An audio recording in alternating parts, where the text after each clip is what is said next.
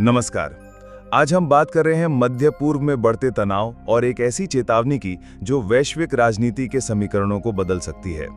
अंतर्राष्ट्रीय मामलों के विशेषज्ञ ग्लेन डीसेन ने ईरान के परमाणु ठिकानों पर हुए हालिया अमेरिकी हमलों का विश्लेषण करते हुए एक बड़ी चेतावनी जारी की है। उन्होंने कहा है कि रूस और चीन ईरान को गिरने नहीं देंगे और इस संकट की घड़ी में तेहरान का पूरा समर्थन करेंगे। तो क्या है ये पूरा मामला और ग्लेन डीसेन ने अपने विश्लेषण में किन बातों पर जोर दिया है, आइए समझते हैं।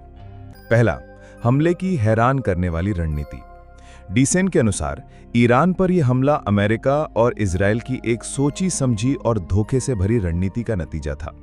ईरान को गुमराह करने के लिए अमेरिका और इजराइल ने दुनिया के सामने ये नाटक किया कि वे इस मुद्दे पर एक दूसरे से असहमत हैं। इसके अलावा तत्कालीन अमेरिकी राष्ट्रपति ट्रंप ने भी हमले को अधिकृत करने से पहले जानबूझकर अनिर्णय की स्थिति का दिखावा किया ताकि ईरान को किसी भी तरह के हमले का अंदेशा ना हो। ऑपरेशन को पूरी तरह गुप्त रखने के लिए ध्यान भटकाने वाली नकली उड़ानों यानी डीकॉय फ्लाइट्स का भी इस्तेमाल किया गया। दूसरा, अंतर्राष्ट्रीय कानून पर हमला।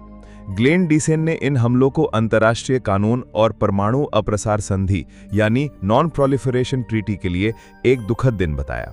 उन्होंने चेतावनी दी कि इस तरह की एक तरफा सैन्य कार्रवाइयां अमेरिकी कूटनीति में दुनिया के विश्वास को खत्म कर देंगी।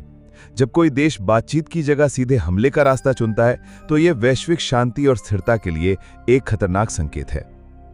तीसरा, ईरान की संभावित प्रतिक्रिया। अब सबसे बड़ा सवाल यह है कि ईरान इसका जवाब कैसे देगा। डीसेन का मानना है कि ईरान जवाबी कार्रवाई तो जरूर करेगा, लेकिन बहुत ही नपे तुले और सधे हुए तरीके से। ईरान किसी भी हालत में एक बड़े युद्ध को भड़कने से रोकना चाहेगा। उसकी प्राथमिकता रूस और चीन जैसे बड़े सहयोगियों का समर्थन बनाए रखना होगी। डीसेन ने इस बात पर भी जोर दिया कि ईरान की जवाबी कार्रवाई का निशाना प्रमुख व्यापारिक मार्ग हो सकते हैं, खासकर होर्मुज जलद मरुमध्य, जो दुनिया के तेल व्यापार के लिए बेहद महत्वपूर्ण है। ऐसा करके ईरान अमेरिका और उसके सहयोगियों पर आर्थिक दबाव बनाना चाहेगा। अंत में ग्लेन डीसेन का विश्लेषण एक बड़ी तस्वीर पेश करता है।